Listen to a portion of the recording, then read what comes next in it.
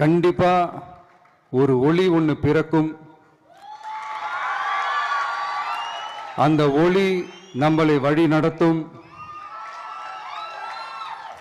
இங்க வந்திருக்கும் அருளாளர்கள், அன்பர்கள் அனைவருக்கும் என்னுடைய கிறிஸ்துமஸ் நல்வாழ்த்துக்கள்.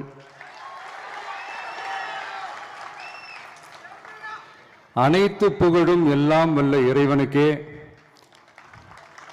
Praise the Lord.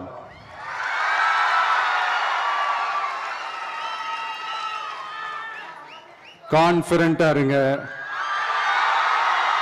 நல்லதே நடக்கும், வெற்றி நிச்சயம். என் நெஞ்சில் குடியிருக்கும்